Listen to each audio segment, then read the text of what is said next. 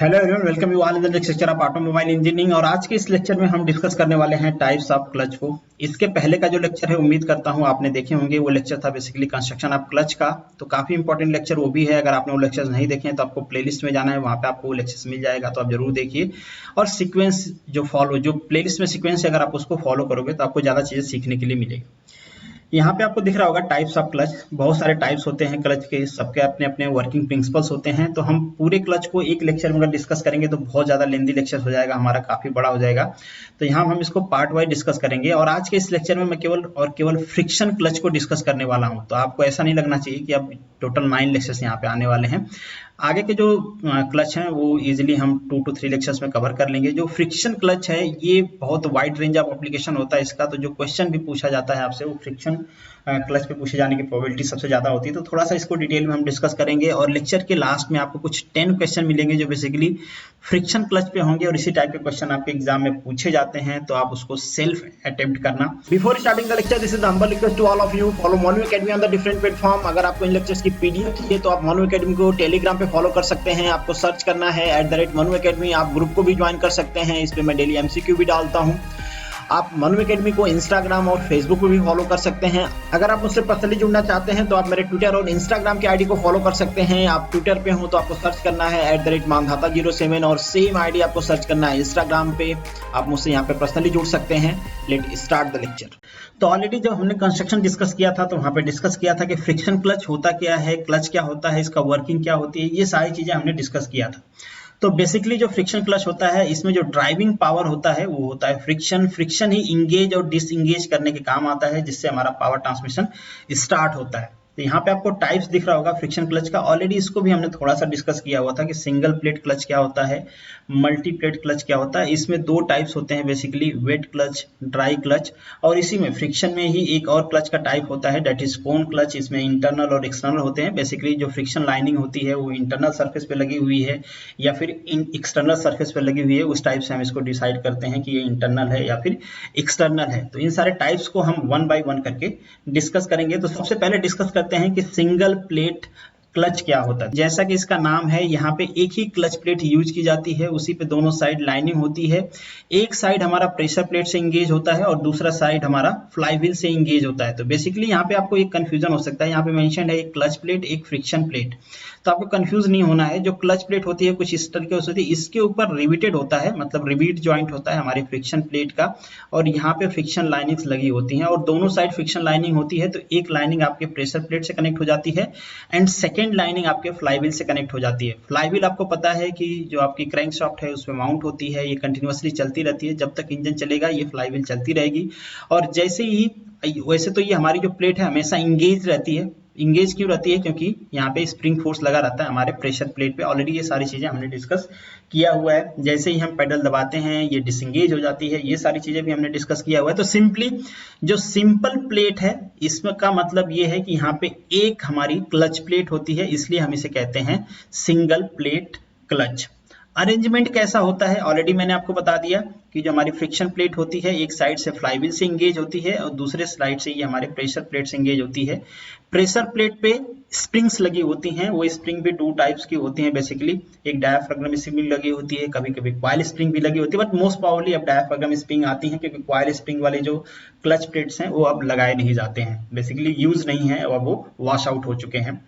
तो अब इसका वर्किंग प्रिंसिपल देख लेते हैं। तो डायग्राम से इसका वर्किंग प्रिंसिपल समझा देता हूं मैं आपको। ऑलरेडी इसके पहले भी हमने डिस्कस किया है। तो ये पूरी असेंबलिंग होती है। असेंबली को मैंने ऑलरेडी इसके पहले वाले लेक्चर में, कंस्ट्रक्शन वाले लेक्चर में डिस्कस कर दिया है।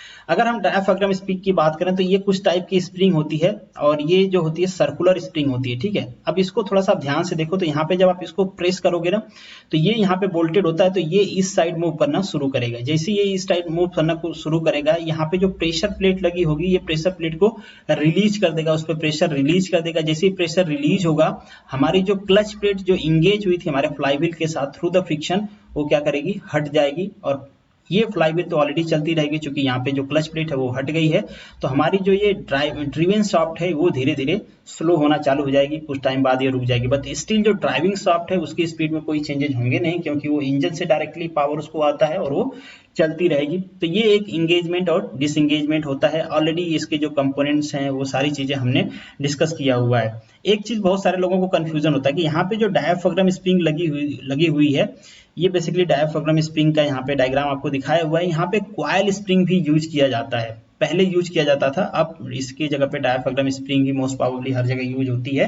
बट जो पुराने क्लच प्लेट होंगे वहां पे आप प्रेशर प्लेट पे देखोगे कि आपको कॉइल स्प्रिंग भी लगी हुई मिल जाएगी। सिंगल प्लेट क्लच के एडवांटेज क्या होते हैं? तो सबसे पहला एडवांटेज इसका यही होता है कि ये थोड़ा स्मूथ होता है, इसका इंगेजमेंट डिसएंगेजमेंट एक ही प्लेट होती है, तो इंगेजमेंट डिसएंगेजमेंट स्मूथ होता है। यहाँ पे स्लिप के चांसेस कम होते हैं। स्लिप के चांसेस कम होने के दो चांस होता है यहाँ पे, तो चूंकि एक ही प्लेट में जितना स्लिप होना होगा वो होगा। दूसरा, ये कम टॉर्क ट्रांसफर करता है, तो इस पे प्रेशर भी कम आता है, जिसकी वजह से स्लिप कम करता है। मल्टी प्लेट जो होता है उसके ऊपर ज्यादा टॉर्क ट्रांसफर करने का लोड होता है, तो वहां पे स्लिप के चांसेस भी ज्यादा होते हैं, फ्रिक्शन भी ज्यादा होता है, हीट जनरेशन भी ज्यादा होता है। तो यहाँ पे एक एडवांटेज और होता है कि चूंकि एक प्लेट है तो हीट जनरेशन कम होता है यहाँ पे, तो हमको फ्रिक्शन लॉसेस भी कम मिलते हैं। तो हम इन शॉर्ट कह सकते हैं कि ये थोड़ा ज्यादा एफिशिएंट होता है as comparison to multi plate. वैसे लास्ट में आपको कंपेरिजन भी देखने को मिलेगा। जैसे कि मैंने कहा, यहाँ पे लेस हीट जनरेशन होता है क्योंकि फ्रिक्शन लाइनिंग एक ही है, मतलब एक ही प्लेट पे दोनों साइड है। और मल्टी प्लेट रहेगा तो जितने ज्यादा प्लेट्स लगे रहेंगे उतने ज्यादा फ्रिक्शन लाइनिंग रहेगी, उतना ज्यादा हीट जनरेशन होगा, उतना ही ज्यादा पावर लॉस भी होगा। कभी कभी ये होता है एज अ प्रिवेंटिंग डिस्क भी यूज करते हैं हम। ऐसा क्यों होता है कि जो हमारी सिंगल प्लेट क्लच होता है, अगर ज्यादा पावर ट्रांसफर हो गया, सपोज करिए जितना रिक्वायर्ड पावर है उससे कहीं ज्यादा टॉर्क या पावर ट्रांसफर हो गया, तो ये स्लिप करना स्टार्ट कर देता है। ठीक है, इसकी डिजाइन ऐसी होती है क्योंकि ये ज्यादा पावर ट्रांसफर नहीं कर सकता, तो ये क्या करता है, स्लिप करता है। स्लिप करने की वजह से ये कंपोनेंट्स के डैमेज होने से बचा लेता है, तो ये भी एक इसका एडवांटेज है। जो सिंगल प्लेट क्लच होता है ऑब्वियसली कम कंपोनेंट्स हैं, पावर ट्रांसमिशन कम करता है, ये टॉर्क ट्रांसमिशन कम करता है, तो थोड़ा सा इसका ऑपरेशन क्विक होता है। यहाँ पे कूलेंट की कोई रिक्वायरमेंट होती नहीं है क्योंकि हीट जनरेशन कम होता है, जिसके वजह से यहाँ पे फ्रिक्शन लॉसेस भी नहीं होते हैं और ये काफी अच्छे से इंगेज होता है। अब सपोज करिए कि मल्टी प्लेट है, वहां पे आप कूलेंट यूज कर रहे हो तो स्लीपिंग ज्यादा होगी। स्लीपिंग ज्यादा होगी तो जितना पावर आप सोच रहे हो, जितना टॉर्क आप सोच रहे हो कि वो ट्रांसफर करेगा, स्लीपिंग की वजह से वो टॉर्क लॉस हो जाएगा, ट्रांसफर नहीं हो पाएगा। तो ये कुछ एडवांटेज और डिसएडवांटेज होते हैं as comparison to multi plate. आगे हम मल्टी प्लेट भी पढ़ेंगे तो वहां पे भी ये सारी चीजें आप देखोगे। इसका डिसएडवांटेज क्या होता है, जैसे कि मैंने कहा इसकी कैपेसिटी कम होती है, ये कम पावर ट्रांसमिट कर पाता है या कम टॉर्क ट्रांसमिट कर पाता है। इसीलिए तो हमने मल्टी प्लेट बनाया कि वहां पे नंबर ऑफ जो फ्रिक्शन सर्फेसेस होंगे वो बढ़ जाएंगे, जिसकी वजह से हम पावर ट्रांसफर ज्यादा कर पाएंगे। साइज इसकी काफी ज्यादा होती है, तो जहां पे स्पेस का कंस्ट्रेन होता है, जैसे छोटी व्हीकल है, जैसे आपकी बाइक है, तो वहां पे स्पेस का कंस्ट्रेन होता है, तो वहां पे आप बड़ा क्लच प्लेट नहीं लगा सकते हो, तो वहां पे आपको मल्टी क्लच सिस्टम यूज करना पड़ता है जहां पे भी ऐसा कोई कंस्ट्रेन होता है। नेक्स्ट चीज है, इसका मेंटेनेंस ज्यादा चाहिए। आप सोचोगे कि यहाँ पे कंपोनेंट्स कम है तो मेंटेनेंस ज्यादा क्यों चाहिए? मोस्ट प्रोबेबली होता क्या है, ये ड्राई क्लच होता है क्योंकि इसको कूलेंट चाहिए नहीं होता है, क्योंकि हीट जनरेशन नहीं होता है, तो इसको आपको बचाना पड़ता है कि इस पे कहीं लुब्रिकेंट ना गिर जाए, कोई कूलेंट का लीकेज ना हो जाए, तो इस पे आपको ऑयल इन सारी चीजों से बचाना पड़ता है। तो जिसकी वजह से इसका मेंटेनेंस आप कह सकते हो as comparison to multi plate थोड़ा सा ज्यादा होता है। जो सिंगल प्लेट क्लच होता है इसका वियर टियर थोड़ा सा ज्यादा होता है।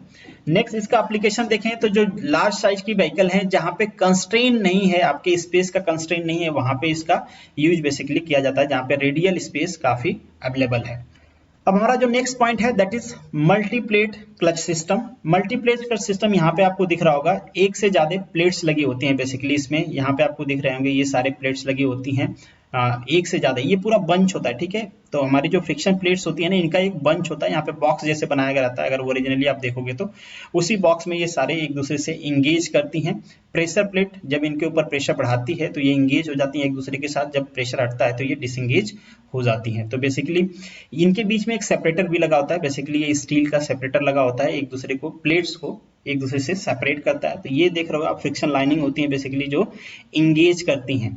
ठीक है, तो होता क्या है, इसका भी वर्किंग प्रिंसिपल जो सिंगल प्लेट क्लच है वैसा ही होता है, बस इसका एडवांटेजेस ये होता है कि जब आप एक से ज्यादा प्लेट्स यूज करते हो तो नंबर ऑफ फ्रिक्शन सर्फेसेस बढ़ जाते हैं, इसकी जो टॉर्क कैरी करने की कैपेसिटी होती है वो बढ़ जाती है। यहाँ पे बेसिकली अगर हम ये कहें, ये दो टाइप्स के हो सकते हैं, ड्राई भी हो सकते हैं, वेट भी हो सकते हैं। जैसे कि मैंने आपको कहा सिंगल प्लेट में कि वो केवल और केवल ड्राई यूज करते हैं, यहाँ पे ड्राई वेट दोनों बना सकते हैं हम। बट इन जनरल अगर हम फिजिकली बात करें क्वेश्चन भी आपको आएगा तो आपको वेट ही लिखना है। तो फिजिकली जितने भी मल्टीप्लेट क्लच सिस्टम होता है, चूंकि हाई हीट जनरेशन होता है, इसलिए जितने भी मल्टीप्लेट क्लच सिस्टम होते हैं सारे कैसे होते हैं, वेट रीजन के होते हैं। वेट रीजन मतलब जहाँ पे लुब्रिकेंट यूज किया जाता है या कूलेंट यूज किया जाता है उसको कूल करने के लिए, और ड्राई मतलब जहाँ पे लुब्रिकेंट या फिर कूलेंट का यूज नहीं किया जाता है, उसे हम कहते हैं ड्राई प्लेट क्लच सिस्टम। तो ये बेसिकली क्या होता है, वेट प्लेट क्लच सिस्टम होता है। बहुत बार इससे रिलेटेड क्वेश्चन पूछा गया है, तो आप कंफ्यूज नहीं होना।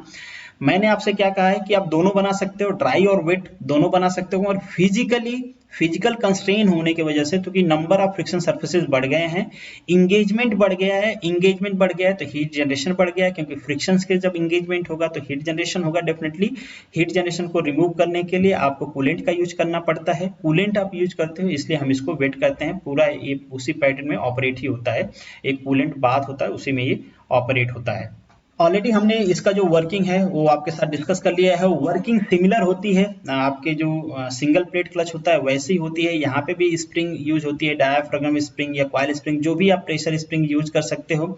जब तक वो प्रेशर मेंटेन करती रहेगी तब तक जब तक ये प्रेशर मेंटेन रहेगा तब तक हमारे सिस्टम इंगेज रहेगा। जैसे ही आप उसको पैडल दबाते हो स्प्रिंग कंप्रेस होती है, मतलब कॉइल स्प्रिंग है तो कंप्रेस होगी और हमारा जो सिस्टम है वो डिसएंगेज हो जाएगा। जैसे ही आप उसको छोड़ोगे वो सिस्टम इंगेज हो जाएगा। ऑलरेडी हमने डिस्कस कर लिया है कि ये ड्राई बनता है या फिर वेट बनता है। ड्राई वेट आप जरूर याद रखना, इससे रिलेटेड क्वेश्चन पूछा जाता है। इससे रिलेटेड एक और क्वेश्चन आपसे पूछता है कि नंबर ऑफ पेयर इंगेजमेंट कितना होगा। तो सपोज करिए कि ड्रिवेन और ड्राइविंग शाफ्ट पे हमारे N1 और N2 प्लेट्स लगी हुई हैं, तो नंबर ऑफ इंगेजमेंट सरफेस जो होता है that is equal to N। Suppose N1 plus N2 equal to -1 होता है। तो ये भी फॉर्मूला आप याद रखना, डायरेक्टली ये फॉर्मूला पे क्वेश्चन पूछते हैं।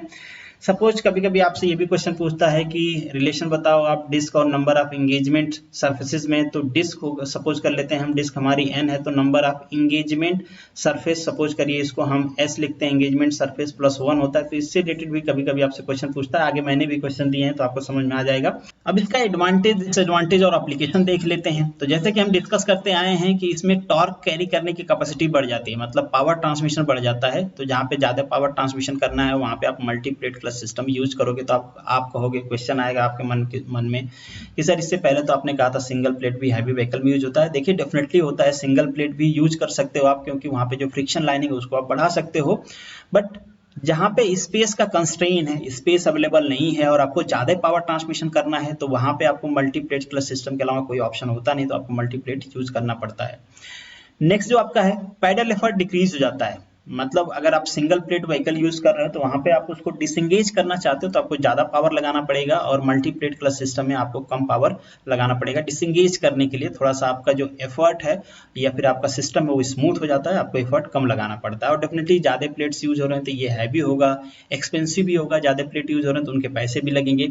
Decrease the weight of the clutch, तो इससे आपको कंफ्यूज नहीं होना है। जो टोटल क्लच सिस्टम का वेट होगा वो तो ज्यादा होगा, मगर इंडिविजुअल क्लच की बात करें तो चूंकि आपने क्या किया है, एक क्लच सिस्टम को मल्टी क्लच सिस्टम बना दिया है। जितना काम वन क्लच सिस्टम काम करता था उसी पावर को आप मल्टीप्लेट क्लच सिस्टम से ट्रांसफर कर रहे हो, तो आपका जो इंडिविजुअल क्लच का जो वेट है वो कम हो जाएगा, जिसके वजह से आपके क्लच की जो स्ट्रेंथ है वो बढ़ जाएगी। क्योंकि इस पे एक्सियल फोर्स भी लगता है स्प्रिंग का, आपको वो भी ध्यान रखना पड़ता है।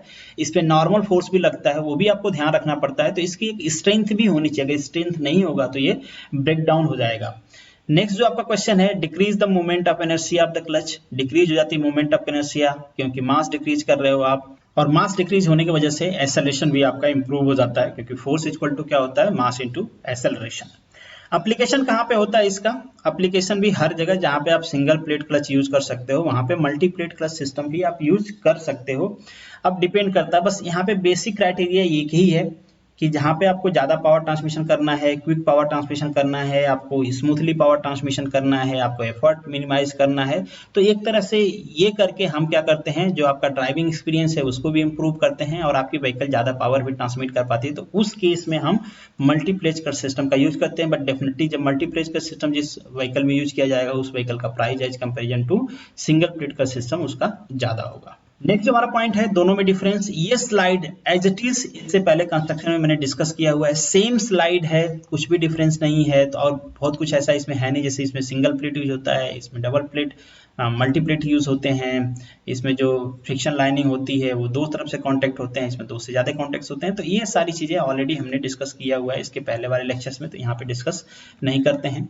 नेक्स्ट जो हमारा पॉइंट है that is wet clutch and dry clutch. तो पहले आप बेसिक दोनों समझ लो, ऑलरेडी हमने बता दिया कि जो वेट क्लच होता है वहां पे आपका कूलेंट और लुब्रिकेंट यूज किए जाते हैं, इसलिए उसको वेट क्लच कहते हैं, क्योंकि वो गीला हो जाता है। वेट मतलब क्या होता है? गीला, तो वो गीला हो जाता है, इसलिए हम उसको कहते हैं वेट क्लच। ड्राई क्लच किसी भी क्लच सिस्टम को आप ड्राई क्लच कह सकते हो जहां पे आप लुब्रिकेंट या कूलेंट यूज नहीं कर रहे हो, वहां से हीट रिमूव करने के लिए, तो उसको आप ड्राई क्लच बेसिकली कह सकते हो। तो जैसे कि हमने कहा कि इन जनरल वे में अगर बात करें तो फिजिकली या प्रैक्टिकली हम देखें तो जो भी सिंगल प्लेट क्लच होते हैं वो ड्राई क्लच होते हैं। क्यों? क्योंकि वहां पे यूज नहीं होता है कूलेंट का। अगर वहां पे भी आप यूज करने लगो, इन फ्यूचर यूज होने लगा, तो उसे भी आप वेट क्लच कहोगे। तो ऐसा ये स्टैंडर्ड डिवीजन नहीं है, एक तरह से एक कंस्ट्रक्चरल डिफरेंस नहीं है कि हम ये क्लच को डिवाइड करें according to the wet clutch और ड्राई क्लच। एक कंस्ट्रक्शन में कोई डिफरेंस नहीं होता है, सेम क्लच प्लेट्स लगी होती हैं, सेम प्रेशर प्लेट्स लगी होती हैं, बट यहाँ पे कूलेंट यूज होता है, यहाँ पे कूलेंट यूज नहीं होता है। तो बेसिकली जहाँ पे भी मल्टीप्लेट्स होते हैं, जहाँ पे ज़्यादा पावर ट्रांसमिशन होता है, उसको हमको वेट करना पड़ता है, क्योंकि फ्रिक्शन फोर्सेस ज़्यादा होते हैं। पावर जनरेशन मतलब पावर ज़्यादा ट्रांसफर होता है, हीट जनरेशन होता है ड्यू टू द फ्रिक्शन, जिसकी वजह से पावर लॉसेस आपको ज़्यादा मिलते हैं। हीट जनरेशन को हमको रिमूव करना पड़ता है, नहीं तो अल्टीमेटली वो जो हमारे प्लेट्स हैं उनका टेम्परेचर इंक्रीज करेगा, जिसकी वजह से वो सॉफ्टन हो जाएंगी। तो बेसिकली एक प्री एजम्पशन है कि अगर इतने से ज़्यादा आपको टॉर्क ट्रांसमिशन करना है तो आप क्या करोगे, वहाँ पे मल्टीप्लेट या फिर वेट क्लच सिस्टम यूज करोगे।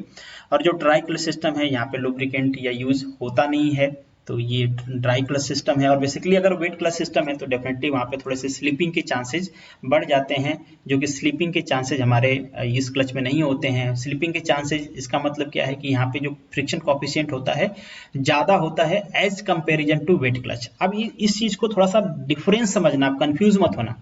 ऐसा नहीं कि यहाँ पे मटेरियल दूसरा यूज होता है, मटेरियल दूसरा यूज होता है जिसका फ्रिक्शन कोफिशिएंट कम होता है।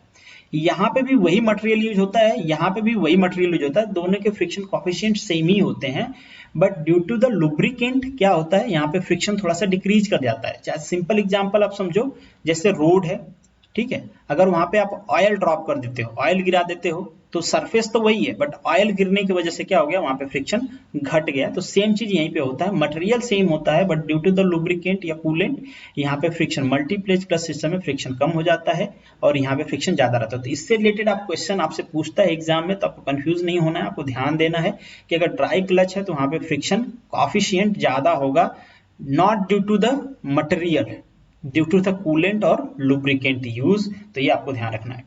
The small coefficient of the friction in the wet system, therefore the region having the multiple plate for the effective clutch performance। ठीक है, क्योंकि यहाँ पे कोफिशिएंट कम होता है, तो इसलिए भी आपको ज्यादा प्लेट्स वहां पे लगाने पड़ेंगे ताकि आप परफॉर्मेंस को इंप्रूव कर पाओ। मल्टीप्लेट और सिंगल प्लेट को आप इस तरीके से भी समझ सकते हो। सपोज करिए यहाँ से आप कुछ पावर ट्रांसफर करना चाहते हो, सपोज 100 किलोवाट का पावर आप ट्रांसफर करना चाहते हो।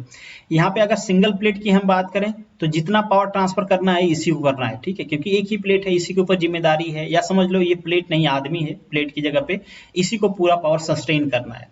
मल्टीप्लेट में क्या होगा कि यहाँ पे ढेर सारे आदमी आपने लगा दिए, तो ये आगे वाला कुछ पावर को सस्टेन किया, ये जो सस्टेन नहीं कर पाया दूसरे को ट्रांसफर कर दिया, दूसरे ने तीसरे को कर दिया, तीसरे ने चौथे को।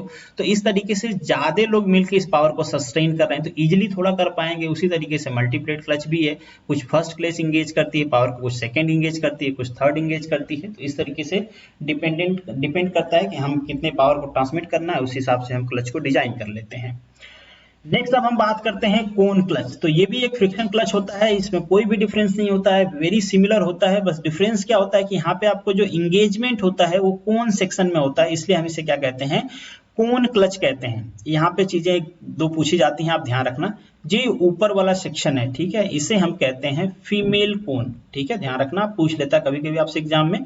तो जो ऊपर वाला सरफेस है उसे कहते हैं हम फीमेल कोन, और ये जो सरफेस है जो नीचे है, जो इंगेज हो रहा है उसमें, उसे हम कहते हैं मेल कोन। तो आपसे क्वेश्चन क्या पूछता है कि जब हम डिसंगेज करते हैं तो जो एक्चुअल मूवमेंट होता है वो मेल कोन में होता है कि फीमेल कोन में होता है, इससे रिलेटेड आपसे क्वेश्चन पूछ लेगा। तो सपोज करिए ये आपकी स्प्रिंग है, यहाँ से आप इसको प्रेस कर रहे हो, तो ये स्प्रिंग कंप्रेस होगी, तो ये जो मेल कोन होगा वो आपका पीछे हटेगा, इस डायरेक्शन में जाएगा। तो जो मूवमेंट होता है, एक्सियल मूवमेंट, वो किस में होता है, मेल कोन में होता है। तो ये आप ध्यान रखोगे।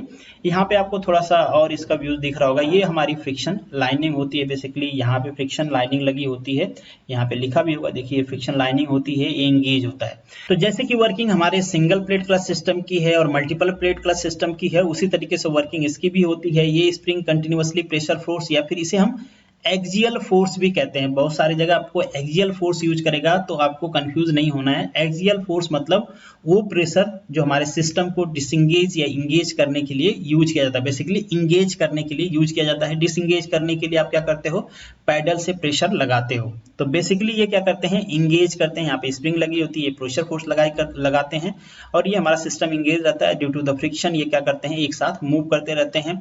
अब इसके एडवांटेज और डिसएडवांटेज भी हम आगे डिस्कस करेंगे। और जब आपको डिसएंगेज करना होता है तो जैसे कि मैंने आपको बताया, इसको प्रेस करोगे, ये जो मेल आपका कोन है ये इस साइड में मूव करेगा और ये डिसएंगेज हो जाएगा। तो ये बेसिकली इसकी वर्किंग है। जैसे बाकी के फ्रिक्शन प्लेट्स यूज करते हैं सिंगल और मल्टीपल, वैसे ये भी यूज करता है।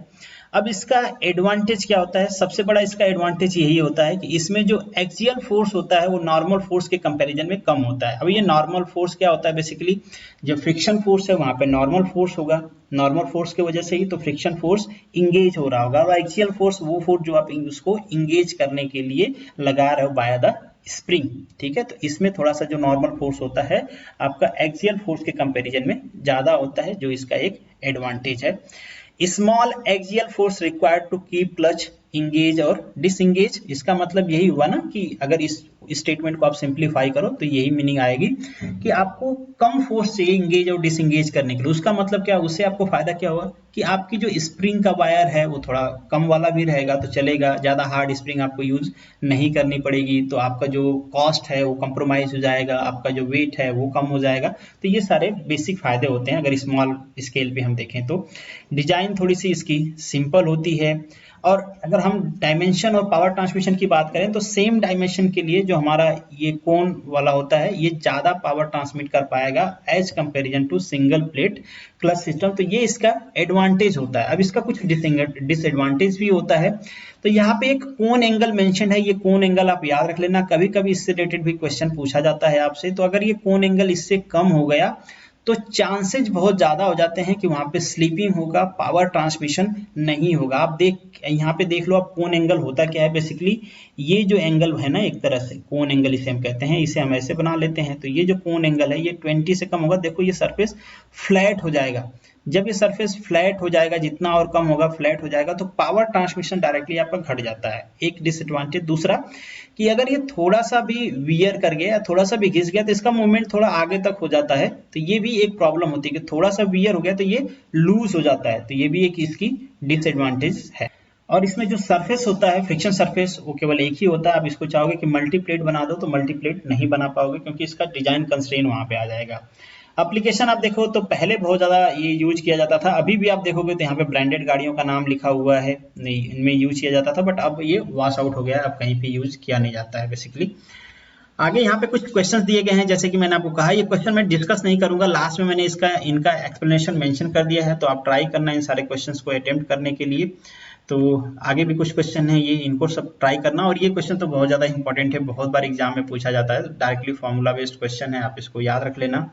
ये भी कुछ क्वेश्चन है 7, 9, 8 और लास्ट जो हमारा क्वेश्चन है 10 नंबर, यहाँ पे आपको एक्सप्लेनेशन मिल जाएगा हर क्वेश्चन का, आप ये वीडियो पॉज करके देख सकते हैं इनका एक्सप्लेनेशन। ये भी एक्सप्लेनेशन है आपके क्वेश्चन नंबर 5, 6, 7, 9, 8, 10 का ये एक्सप्लेनेशन है। एक्चुअली 10 का एक्सप्लेनेशन मेंशन नहीं, क्योंकि 10 हो सकता है सिंपल क्वेश्चन हो, इसलिए मैंने एक्सप्लेनेशन मेंशन किया नहीं है। तो this is the end of this lecture. Thank you so much for watching this. अगर लेक्चर आपको पसंद आया होगा तो औरों के साथ शेयर करते रहिए। चलिए मिलते हैं नेक्स्ट लेक्चर में, तब तक के लिए all the best, good luck.